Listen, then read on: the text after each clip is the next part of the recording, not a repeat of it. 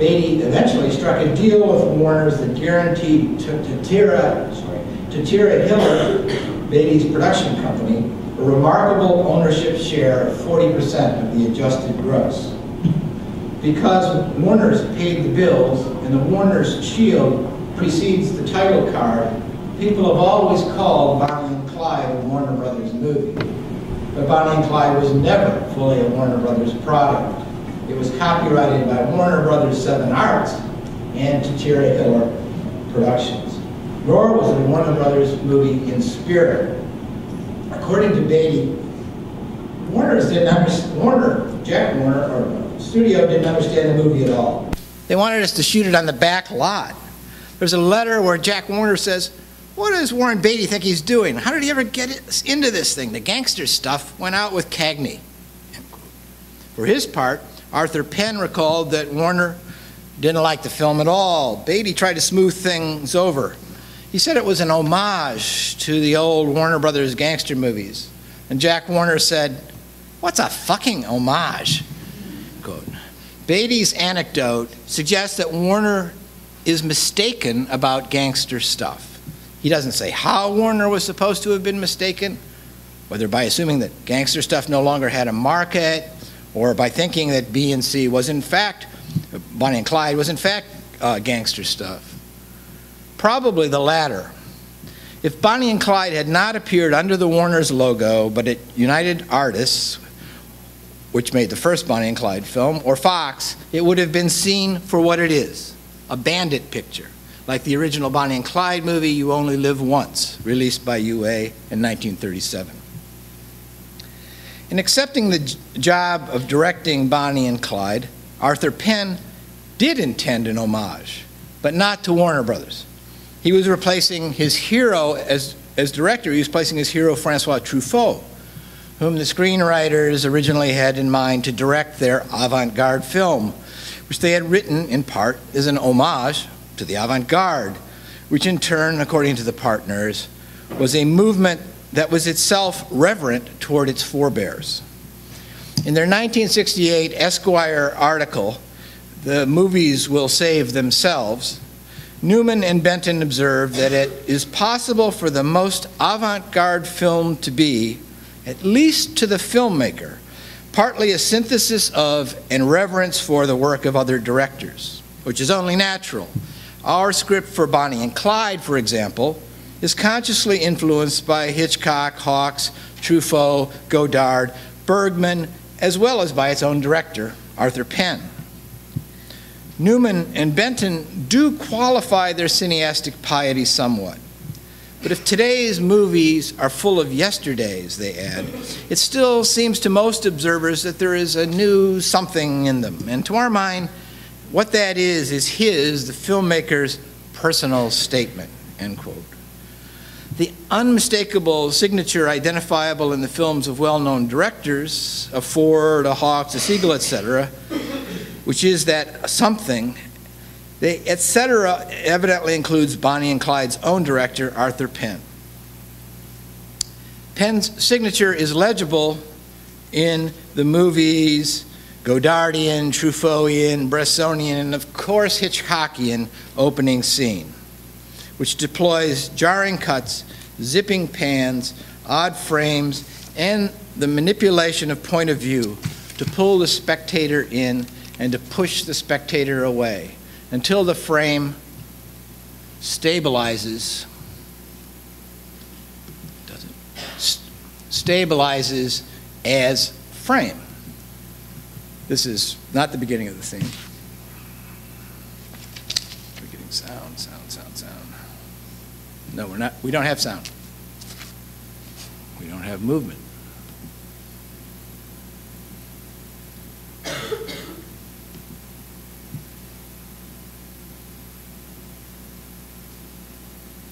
There.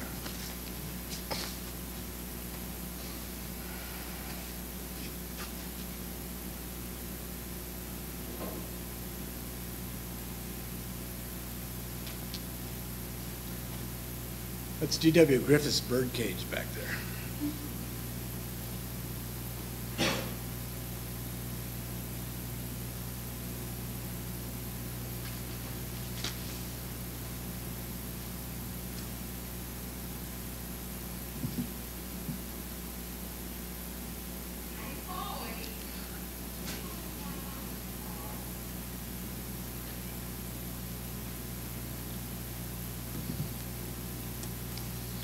Through Clyde's eyes, we see the figure that has been assembled from the montage of body parts as if it were an epiphany.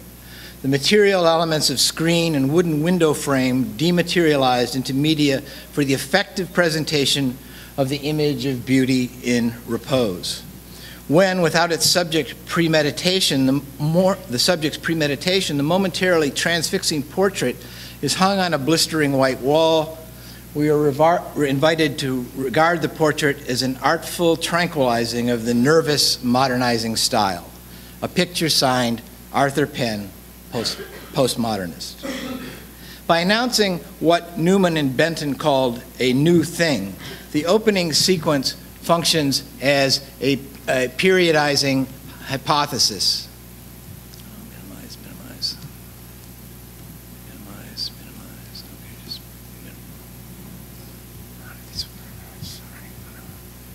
I'll leave it.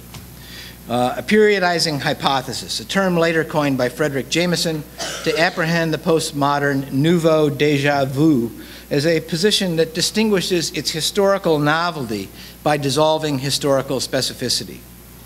Alan Lew later enfolded Jameson's periodic hypothesis in the figure of what he called the historicism paradox as a defining feature of the debates over postmodernism in the 1980s and 1990s. On the one hand, Lew writes, postmodern experience has been described as the aestheticization of historical reality. Where once things mattered, historical matter now appears indistinguishable from the phantasmatic. For example, a frustrated, perspiring, working-class woman is transformed into a lovely image, framed and screened. As Lew writes when he turns to the other hand of the paradox, the fierce debate over whether this transformation of matter into a phantasm is something really new or just another feat of style proceeds precisely on the grounds of economic, social, political, and cultural matter. That is, on the presumption of a substrate able to determine the rise of the new world order of indeterminacy named postmodernism. Questions follow. How new would a feat of style have to be to qualify as a substrate? Or must a movie like Bonnie and Clyde with epical pretensions have some kind of matter in order to matter? In their article, Newman and Benton reject every notion that people concocted to explain what Bonnie and Clyde was, quote, really about. 1, Lee Harvey Oswald. 2, the riots in Watts. 3, police brutality, anti, of course. 4, the hippie movement. And 5, Vietnam. Sometimes people got mad, they recall, when we said, or Director Arthur Penn said, that it really wasn't about any of those things. It was about Bonnie and Clyde and a lot of other ideas and theories and themes that we had. Newman and Benton may be indifferent to the events in the world outside the cinema, but they recognize that their audience was not.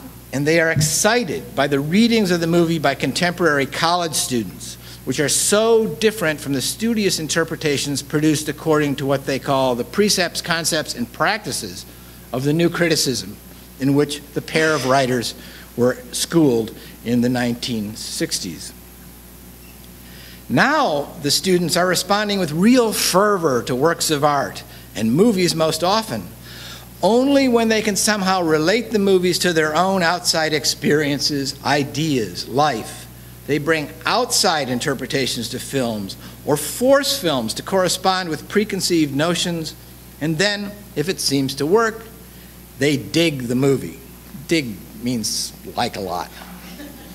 Newman and Benton notice that, quote, the audience's quest for ambiguity has been encouraged by filmmakers in the last few years.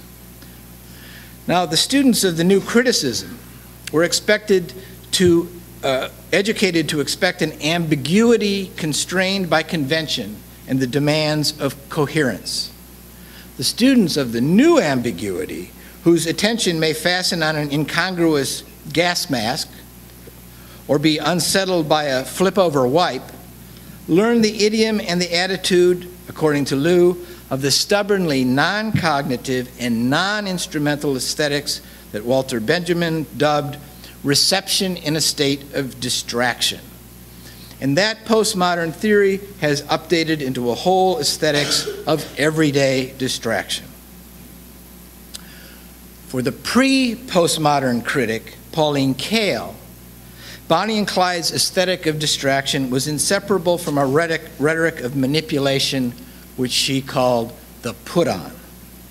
In her review, Kael declared that Bonnie and Clyde is the first film demonstration that the put-on can be used for the purposes of art. Bonnie and Clyde keeps the audience in a kind of eager, nervous imbalance, holds our attention by throwing our disbelief back in our faces. Instead of the movie spoof, which tells the audience that it doesn't need to feel or care, that it's all just in fun, that we were only kidding, Bonnie and Clyde disrupts us with, "And you thought we were only kidding." Kael claims that the cultural disposition favoring the put-on is the eagerness of moderns to put history off by remembering it as legend. And, she says, part of what makes a legend for us Americans is viewing anything that happened in the past as much simpler than what we are involved in now. Which, of course, is one way of viewing anything in the present is much simpler than what we are actually involved in now. When looking back at the movie in 2000, David Newman finally identified what Bonnie and Clyde is simply about, blithely repudiating any interdict on style as a subject for movies or as the subject of history. Bonnie and Clyde, Newman wrote, is about style and people who have style. What first attracted us in the mythology was hearing about the photos Bonnie and Clyde took of each other and mailed to the newspapers. The doggerel poetry that Bonnie wrote, the business of Bonnie posing with the cigar, and so on. It was Andy Warhol's 15 minutes of fame long ahead of its time, for surely their skill at bank robbery was pathetic. But their skill at creating images for the public could have gotten them the Coca-Cola account today. If they wrested it out of Sterling and whatever on the Mad Men. As collaborator with Benton on Esquire's famous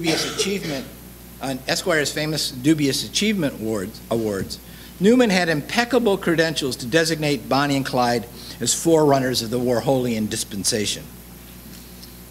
But for Newman to praise the couple's ability to snag the Coca-Cola account suggests that he just hasn't watched the movie that he wrote very closely.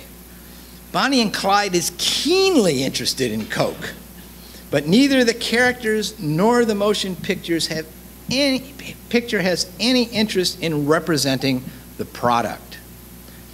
Let me see now. Let me try to get the slide. No, that's not it. Okay. Oh, that's. Which one? Slides? Yeah. Oh, that one. Okay. No, not that one. Sorry, Megan. Keep doing that to you. There it is. Okay. I hope that this is it. I hope I can open it. I think preview will do it. Nope, that's not it. Does it? And now I'll try. Let's see if, will it move forward? No, it won't. Okay. Let's see. Now I've got to get.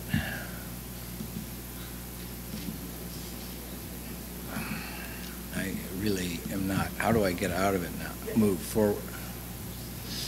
I think we're going to have to pull each one from the folder. So here, yeah, we'll go.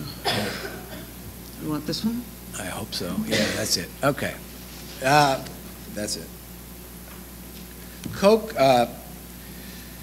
Coke signs are prominent among the many simple, colorful signs advertising Pepsi, Clabber Girl baking powder, Philip Morris cigarettes, Camels cigarettes, and Franklin Delano Roosevelt that rivet the buildings of the West Texas towns and distract the eye by their buoyant contrast with the appealing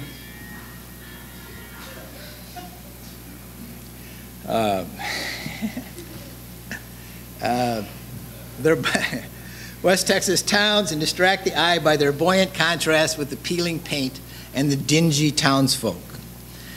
Unlike Penn's portrayal of Bonnie and Clyde, which favors Bonnie's myth-making, next, okay, I'm just, oh man.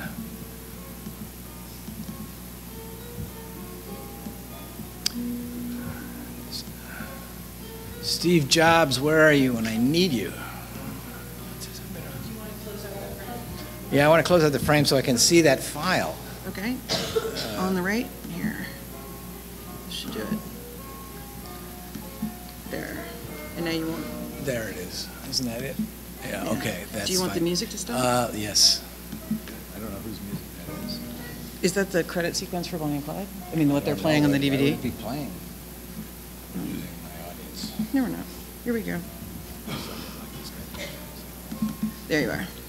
Okay, unlike Penn's portrayal of Bonnie and Clyde, which favors Bonnie's myth-making and his depiction of the itinerant dispossessed, which flatters Dorothea Lange and Walker Evans, the historical authenticity of the signs I showed you is not in doubt. They were the same ones that the FSA photographers would have seen had they passed through snapping their photos. Unlike Bonnie and Clyde's advertising signs are not product placements, even indeed especially for Coke, which is singled out for mention before we see any signs at all. In the opening scene, after Bonnie descends from her room and mocks Clyde by saying that he does not have enough money to buy a car, he replies, "I've got enough money for a Coca-Cola." But at the end of their stroll, he does not buy a Coca-Cola. The bottles from which Bonnie and he and Bonnie drink a brown beverage are generically shaped and unlabeled. Now, it may be that Clyde had the money for one Coke, but not for two. Or it may be that the store was out of Coke. Or it may be that in their refusal to have the characters represent Coca-Cola, the filmmakers were here as mindful of Andy Warhol's precedent, that is, his famous painting of the Coca-Cola bottle, as elsewhere they were of the directors of the New Wave. Warhol's black and white breakthrough painting of the Coca-Cola bottle has been packaged by anecdote. Arthur C. Danto has recalled Emilio D'Antonio's legendary account of a visit to Warhol's apartment in summer of 1960.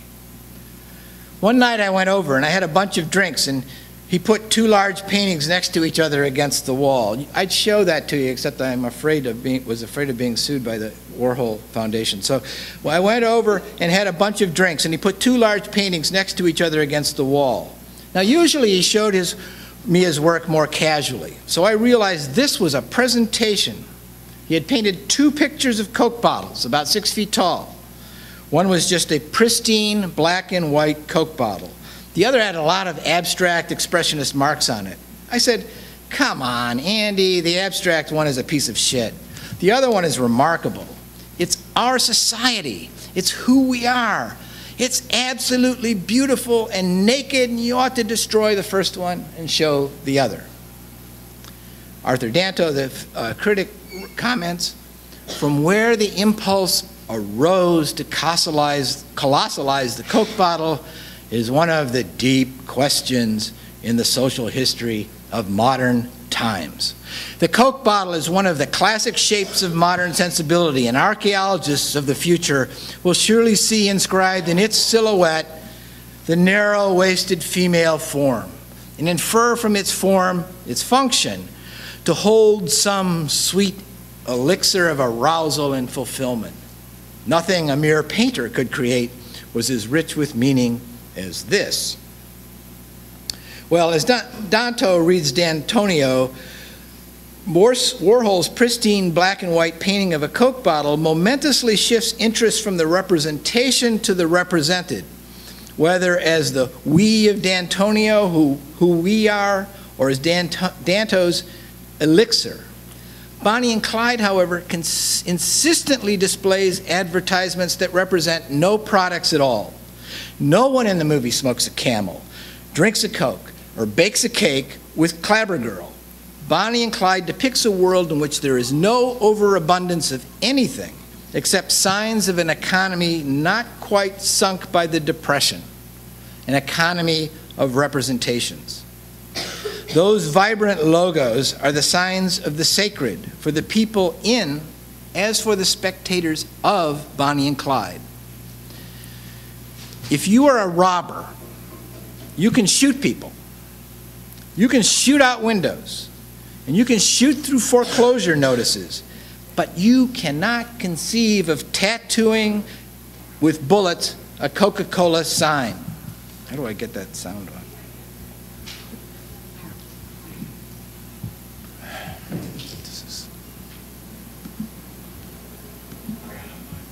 This one? Oh, we're right on the. Oh no, that's Harley. We're back to the. There must be a sound thing, something. No, we're back in the slides. You don't want this? I don't. No, I want to. No, I. Well, I'm sorry. I've never. Okay. This is it. Okay, just stop it. There we go. Thank you. Are we done with the movie? Yeah, just stop it now. Here, wait, I can't get there. There. Okay. Thank you. All right. This is minimize. Damn. All right. If you are a robber, you can shoot people, you can shoot out windows, and you can shoot through foreclosure notices, but you cannot conceive of tattooing with bullets a Coca-Cola sign. If Bonnie and Clyde does distract the viewer from the actual social and economic conditions that historians tell us contributed to the Depression, the movie nonetheless accurately reads the legend of Bonnie and Clyde as having a historical tendency that its makers aspire to fulfill. In Bonnie and Clyde, the Coke signs do not represent what Bonnie and Clyde want to buy or what they want to sell, but what they want to be. Not products or advertisers of a product, but an iconic brand like Coca-Cola, like Warner Brothers. What the stylish bandits know that make them precursors of Tatiana Hiller, Beatty's production company, is that the prospects for a brand are dependent on the organization that makes and manages it, not on the particular products that the brand may encompass. That's Tatiana Hiller, the company, not Arthur Penn, the director. Newman and Benton were stalwart promoters of Arthur Penn as the auteur of Bonnie and Clyde, who insisted that he was in charge of the movie from beginning to end. Cale, whose faint praise stops just short of damning the director, nominates another candidate when she approvingly quotes Beatty's comment that there's not one scene that couldn't have been improved by another day's shooting. Of course, the comment also suggests that Penn did not get any scene just right, and that it was Beatty who knew what improvements should have been made. To foreground Beatty's importance, however, does not mean advocating the theory of filmmaking by committee, but it does require acknowledging the real boss of the project. Warner Brothers may have been reluctant to take ownership of Bonnie and Clyde, but Beatty did not hesitate to do so at every stage of production, distribution, or exhibition. Beatty indulged his collaborators' pious objectives of making a statement, rolling out a style, designing an homage, or pursuing a quest for ambiguity, but he shared them only insofar as they advanced his own heretical objective of transforming Bonnie and Clyde, the fated legend, into Bonnie and Clyde, the iconic brand. According to Douglas Holt, brands become iconic when they perform identity myths. simple fictions that address cultural anxieties from afar, from imaginary worlds rather than from the worlds that consumers regularly encounter in their everyday lives. The source materials, he says, for American myths exist wherever populism takes its most authentic form, wherever people are thought to act according to their own beliefs rather than have their actions shaped by society's institutions.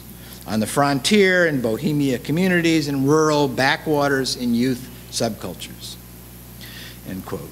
By providing consumers with an imaginary connection to such world, iconic brands function like cultural activists, encouraging people to think differently about themselves. The most powerful iconic brands are prescient, addressing the leading edges of cultural change. These brands don't simply evoke benefits, personalities, or emotions. The value of a particular myth resides not in the myth itself, but in its alignment with society's incipient identity desires, end quote. Now, Holt's account of the iconic brand's genesis and social function, its populist origins, its mythic dimensions, its satisfaction of widespread cultural anxieties, correspond with the insights that shaped the script of Bonnie and Clyde. But of course, Newman and Benton did not sell their movie as an ambitious marketing enterprise. They just wanted to get it made. Yet if the commercial objective of branding was unfamiliar to the pair, the concept of a work of art as icon was not. As students of the new criticism, they would have known something about verbal icons from the work of W.K. Wimsatt, whose aspirations for literature and for literary theory could hardly have been more remote from the world of getting and spending.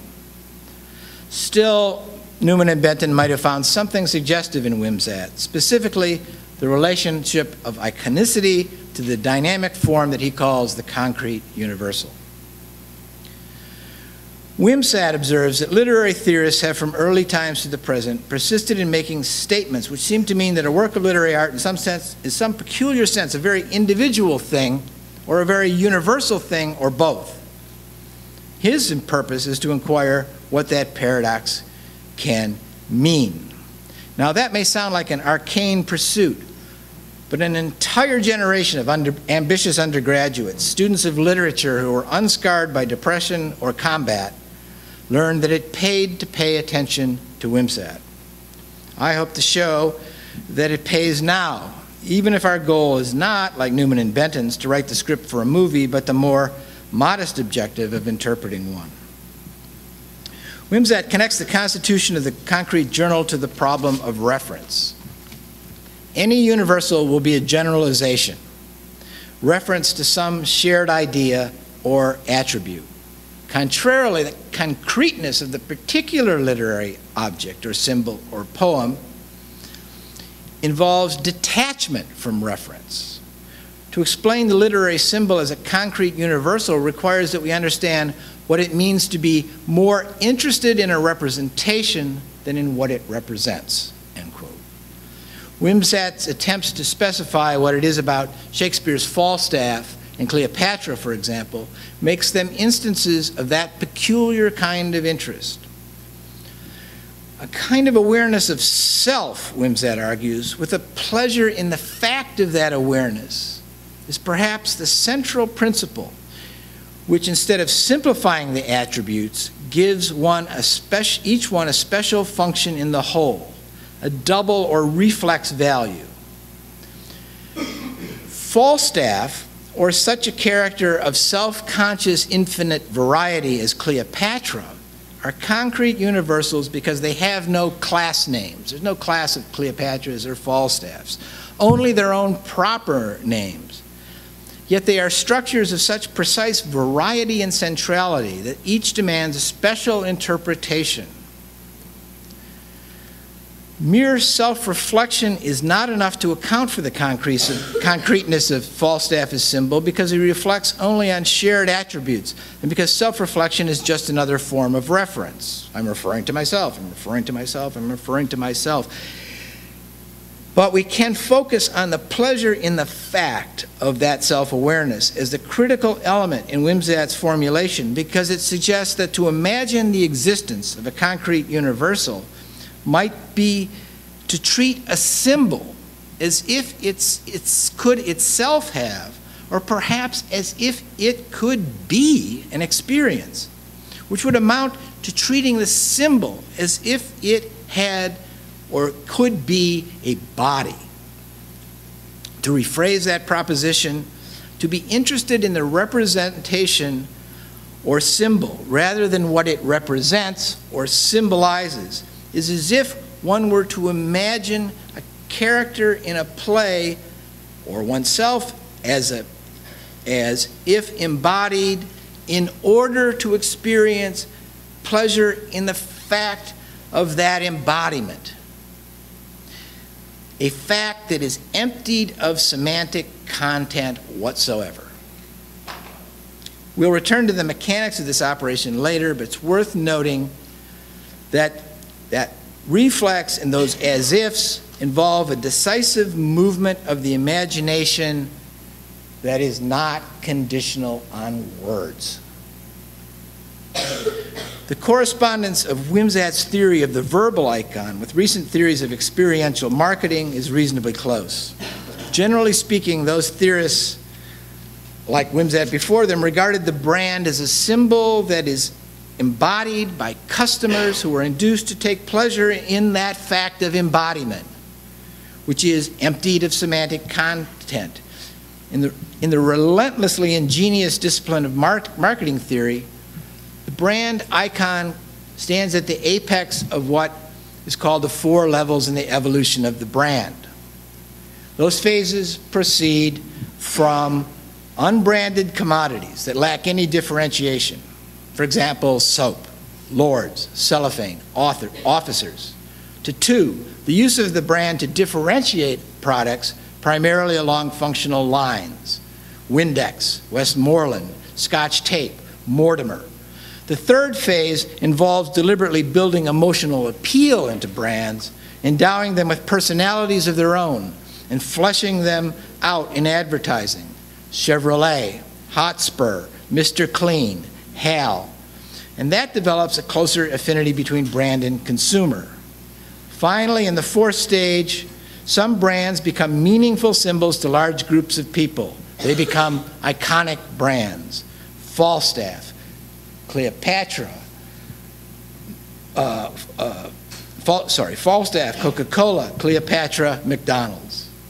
By the time this stage is reached, where the brand's meaning is predominantly symbolic, the brand has effectively become decoupled from the product life cycle as irrationally defined. It's immortal. Now, my assertion of a correspondence between the evolution of commodities into a brand icon suggests that we treat a symbol as if it could itself have, or perhaps as if it could be, an experience, which would amount to treating it as if it could have a body. I would add the marketer's codicil that such a treatment need not entail the existence of an individual flesh and body, or indeed presuppose real flesh and bodies at all. Many people could have virtually the same experience even if they were in no physical contact with each other. We may conclude that if any symbol could be treated as if it could have an experience, and any experience could be treated as if it had a body, and any body could be treated as if it were flesh and blood, then any flesh and blood body could be treated as if it were without any grossness, any matter, except that needed to provide a substrate for the imagination's construction of the concrete universal. Beatty attests to the fecundity of the imaginative as if when he asserts that these brands break out of their category and into the culture. So if the crucial turn for conceptualizing the concrete universal is to imagine the symbol having an experience tantamount to a body, multiple marketing theorists would agree that the practical, rather than say the literary version of that accomplishment, would be a group of middle-aged men and women rolling down the highway on their Harleys, each wearing a muscle shirt. I hope I can find it.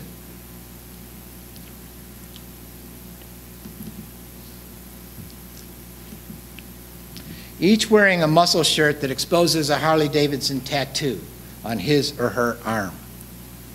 In Harley culture, what it means to be more interested in a representation than in what it represents, is that you have joined a brand community by virtue of your embodied experience of a symbol, a membership which crucially does not depend on your making any kind of a purchase, but does require you to participate in a shared representational practice.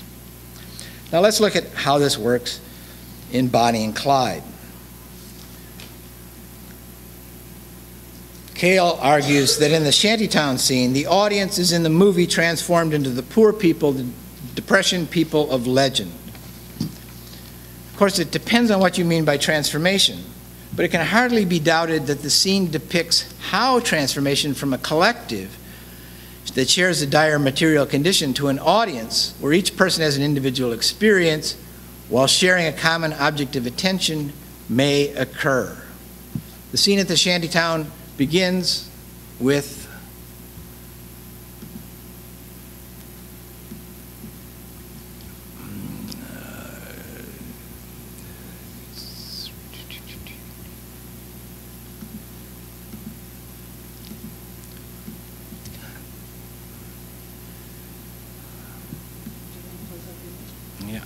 I'm trying to move it around and it doesn't move, does it? No, not really.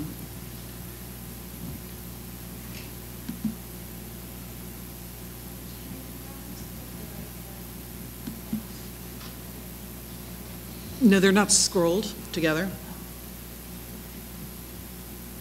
They are, but they're on the other computer. Right. Is that minimized? Does that do anything? Well, no, that doesn't help. All right. Okay. I'm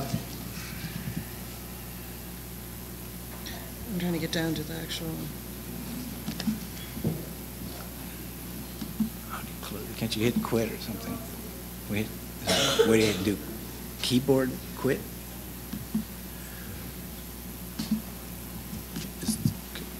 I think we just might as well keep going. Control Q. Thank you so much. This one? That one, thanks. Okay, we're going into the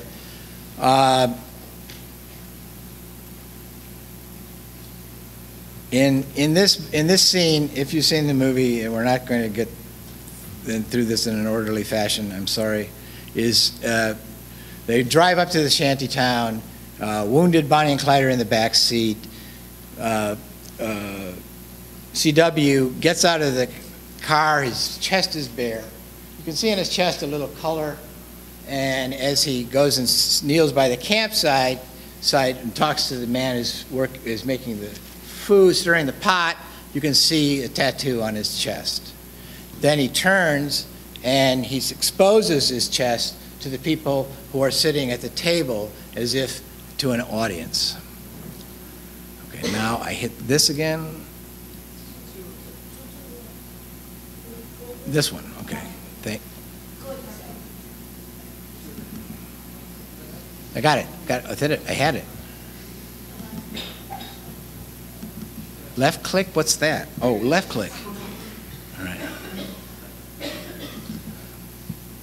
Got it.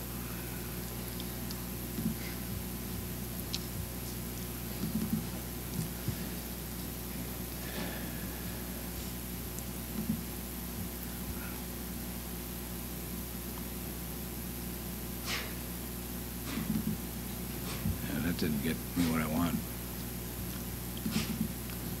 All right.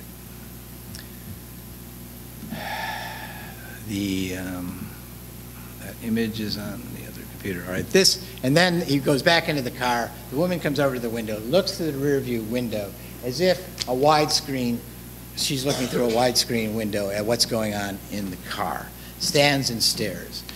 We will see this return at the end of the movie when it reverses in the massacre sequence. We also see that he keeps his shirt off at all times. So the tattoo, which we've already seen, is exposed and becomes, they don't know it's Bonnie and Clyde. They just see the tattoo and are mesmerized by that sight.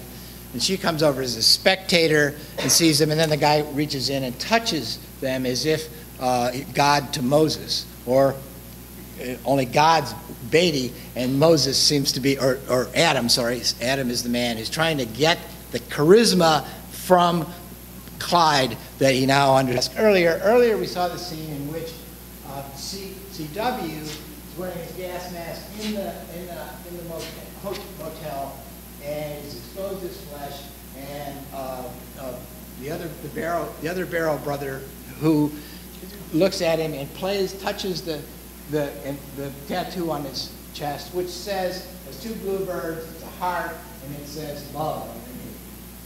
This is an amazingly prescient tattoo.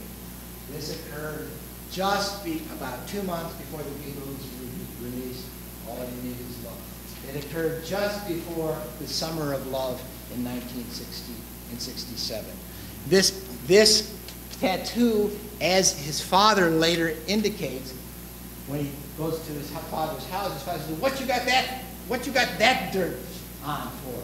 Don't you know? What's this bonnet? Why are you doing this for her? This is for her. Of course it is for her. He's right. Because the tattoo represents the brand of Bonnie and Clyde, which is, like the Harley tattoo, embodied on CW as he becomes the representation of a group of bandits who are not interested in money at all, but only interested in representation, poetry, photographs, and the rest. So much for slides. Now we're going to return briefly to the end of the motion picture and to the massacre scene. Media player, open.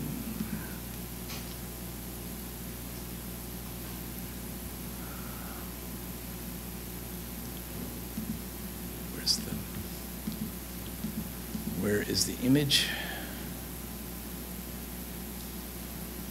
God almighty. Pin this program to close. Shouldn't that do it? Shouldn't that do it? Shouldn't you hit play and the image will open? Oh, left click. Yeah, I'm sorry. I'm just have. Now what?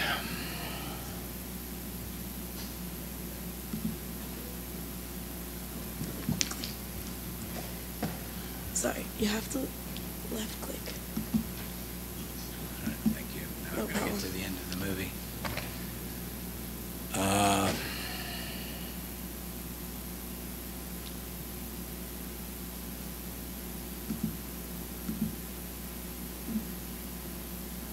Is there? Yeah, okay, that's good. That's good. That's good. This left click is cool. All right, here we are. We're just going to watch this to the end. I'm not going to mess around.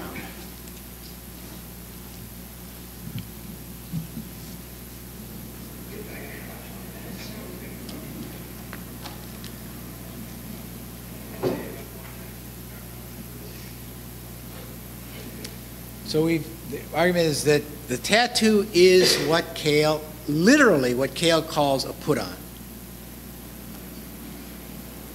And Ivan recognizes it as such, but CW does not object.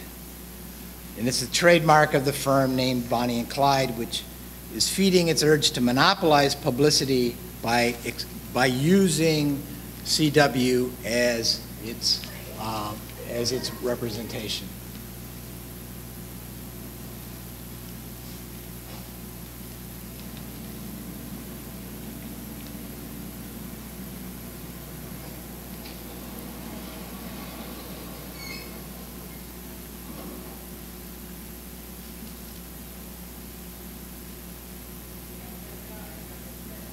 There's the widescreen again. We've had window screens at the beginning, now glass screens, as if we're seeing something, as if we're seeing through something to some form of reality. Now the point of view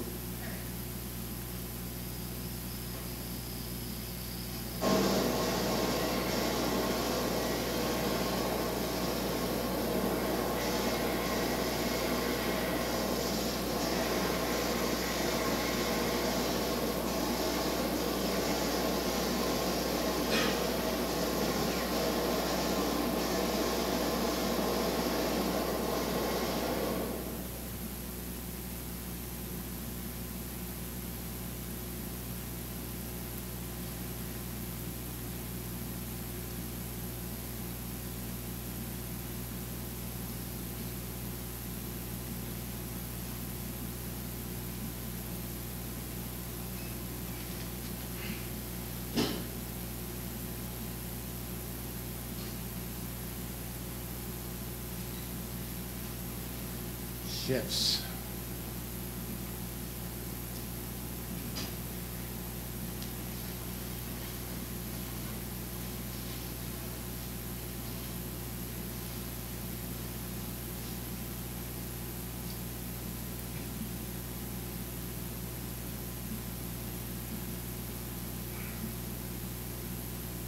Moving camera, the window becomes centered by a bullet hole that focuses my field of vision on the lawmen who, looking at the corpse of their victims, seem almost to see me clearly through the hole in the protective screen. The position of the woman with the hole through the screen, because the window is a screen. The hole seems to be a penetration of the screen to the viewer who is in the position of that woman. I have lost the theatrical distance of the spectator that the shantytown woman's gaze metaphorized. That loss does not mean that I have become complicitous in a Hitchcockian way or a participant. Nothing that I, as a spectator, could do or say would have changed the pattern of spasms of sex and death. A pattern which I apprehend as if it required my embodied experience to give it its uniquely thrilling shape. That is, the form of this shot includes the spectator within it in order to give it its aesthetic wholeness, and I become embodied as if I were having the experience, as if I were part of the experience of the scene. As one critic writes, the only thrill inseparable from this particular configuration of metaphors is the thrill produced by encountering this particular configuration of metaphors. That is, the only thrill that you can get that is inseparable from this is the thrill that you get from encountering this, a thrill that is an experience whose contours are uniquely defined by the particular cognitive and emotive effect of these metaphors and the temporal order in which they succeed each other. By focusing through a unique lens, the camera transforms what is seen in the familiar third-person narrative syntax of extreme long shot, close-up, medium shot, into a scene that only this particular spectator is experiencing. A perspective that likewise absorbs each spectator in the theater into the picture with no conditions except that she must have a point of view that refers back to the semantically empty and stylistically lavish cinematic representation called Bonnie and Clyde. That is, the spectator has been imaginatively recreated as the embodied referent of the moving picture, which absorbs the interest of its reference into itself and, in Wimsatt's terms, contains that in an impractical stasis. As the brand of Bonnie and Clyde has absorbed the interest of its reference, C.W. Moss, Buck and Blanche, Sheriff Hammer, Ivan the Dispossessed, into itself.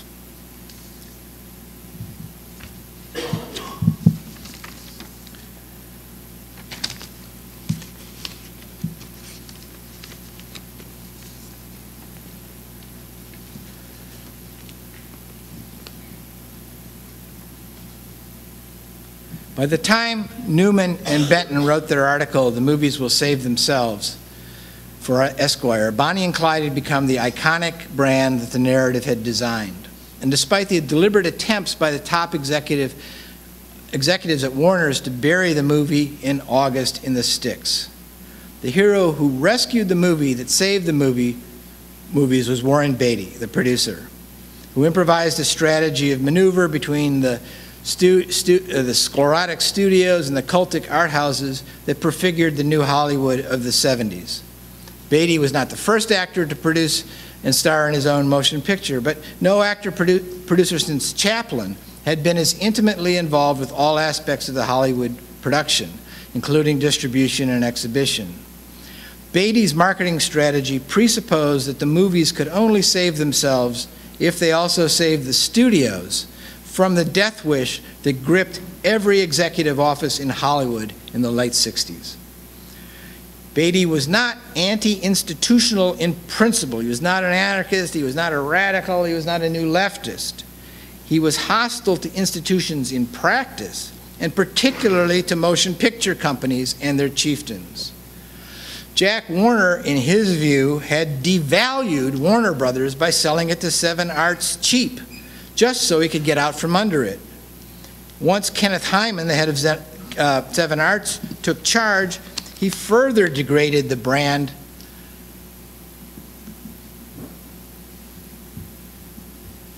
by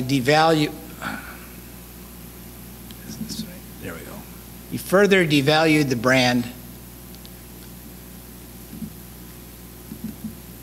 by forsaking the traditional Warner Brothers shield in favor of the pseudo-cool mark that visually integrated Warner Brothers W with the 7, telecommunications light.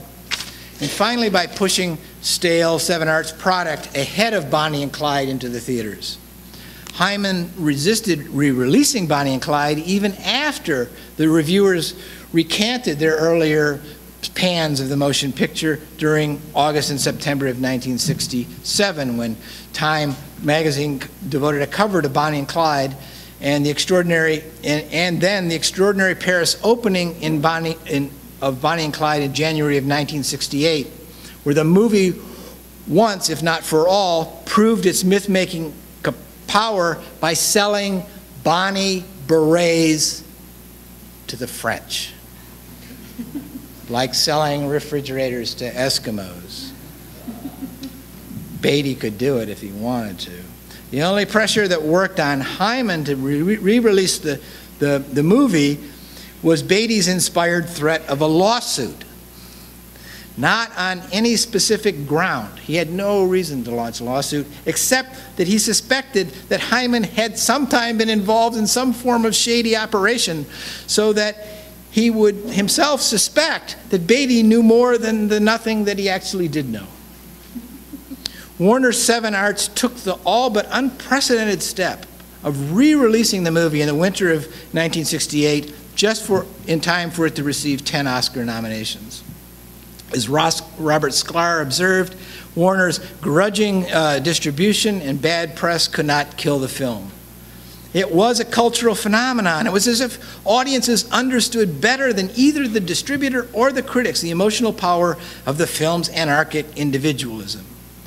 Well, if breaking free of the product cycle counts as a criterion for capturing the coveted status of iconic brand, Bonnie and Clyde's exceptional re-release, based on the demand of an audience that Jack Warner didn't even suspect, didn't even know this audience existed, would be evidence that by forging its own myth of its singularity, the movie had become the iconic brand it imagined. Beatty announced his takeover of Warner Brothers in the form of a put-on that has become legendary. He tells a story of a near confrontation that occurred during the production of Bonnie and Clyde. There was a terrific moment when Jack Warner was telling me that I was wrong about something, and we were having an argument, and we were in his office, and he said, "Well, you see whose name is on the water tower, don't you?" And, well, it occurred to me as he said it that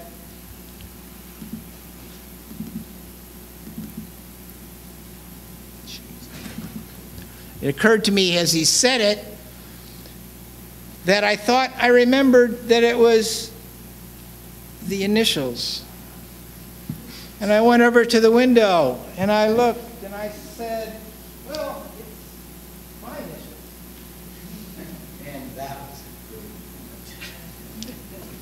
Beatty's joke exploits the weakness of Warner's position as the superannuated head of a studio by mocking not only his loss of authority, but his contingent relation to the very name Warner Brothers, which through his own actions has suddenly become the groundless caption to the initials WB emblazoned on the studio's water tower. Warner's decision to Notice, this is, you can turn me in for this one. This is taken off the web. It's not, I can't use it in the book. Can't afford to get the permission. You're the last people who will ever see this. And probably. And so the decision, which through his own actions suddenly become the groundless caption of the initials WB emblazoned on the studio's water tower. Warner's decision to sell and to concede a 40% share of the adjusted gross to Tara Hiller is an enabling condition for Beatty's transcendent put-on. That's still WB up there, high above the studio headquarters. It's still Warner Brothers. It's just not the Warner Brothers. There is no particular referent for Warner Brothers, and there anywhere any more than there's a particular referent for Microsoft or a particular referent for Coca-Cola.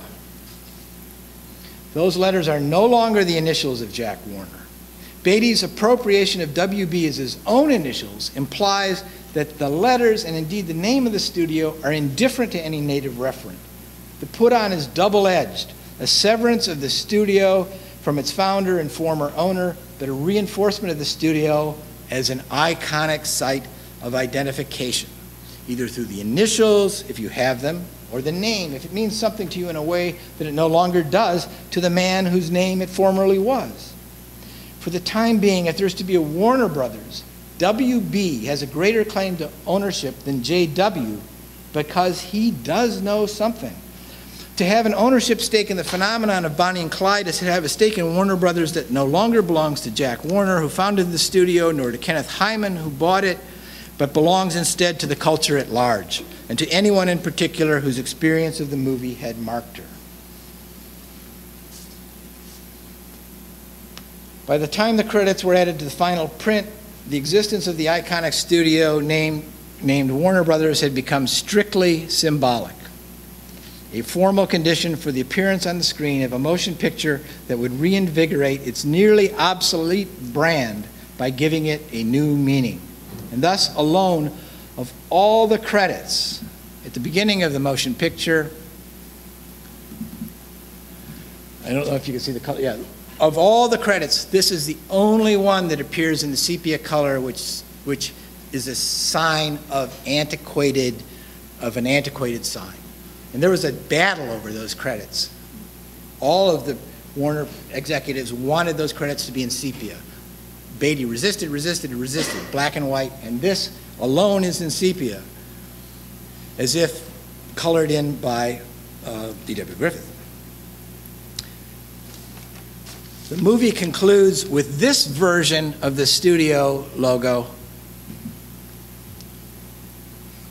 Finally figured out how to do this. Thank you so much. I think. This version of the studio logo, which is the same version that was imprinted on the water tower. Warren Beatty's final put-on. Transferred from the water tower to the screen, the WB declares that the ownership of the brand has been dislodged from the family that invented it, built it, and preserved it. If the initial Warner Brothers logo shields us from forgetting the past, WB formally promises the survival of what Clement Greenberg once called living culture that we now have, if only because the filmmaker, like the avant-gardist, has derived his chief inspiration from the medium, that is, the studio he works in.